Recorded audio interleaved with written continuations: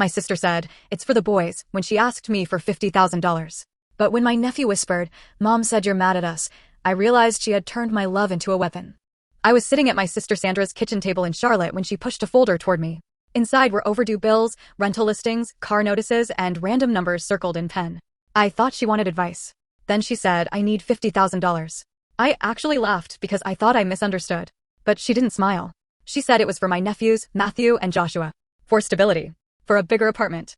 For a safer car. For a cushion. When I asked for exact details, she got defensive.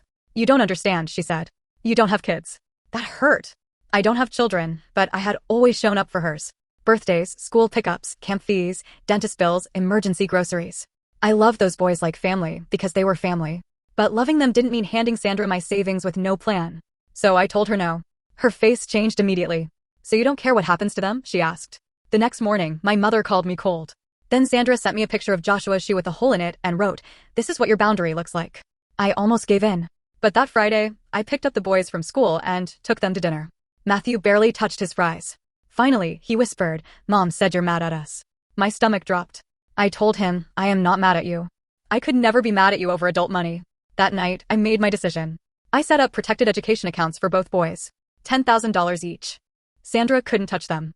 Then I paid directly for Joshua's new shoes, Matthew's laptop repair, and their camp deposits. When I told Sandra, she exploded. "You're trying to control my kids," she said.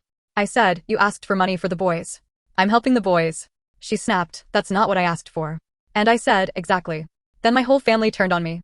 My aunt called me arrogant. My cousin said single mothers needed compassion. My mom said family should help family. But nobody asked why Sandra needed $50,000.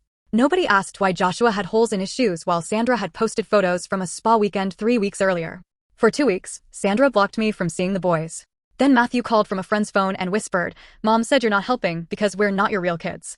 I cried after that call. A few days later, Sandra finally admitted the truth. Her car was being repossessed. She was behind on credit cards. She had already applied for a bigger apartment because she assumed I would give her the money. I told her I would pay for credit counseling. I would babysit. I would help the boys directly. But I would not give her cash. Her car was repossessed. She moved into a smaller apartment. And the relatives who judged me got quiet when Sandra started asking them for money too. Last weekend, the boys came over again. Before Matthew left, he hugged me and said, "Thanks for not disappearing." After they went home, I sat on my kitchen floor and cried. Because I love my sister. But I'm done letting love mean handing someone access to everything I built. I didn't give Sandra $50,000. I gave her son something she couldn't spend. So tell me honestly, was I wrong for refusing to save my sister from her choices, even if I protected her kids from her money problems instead?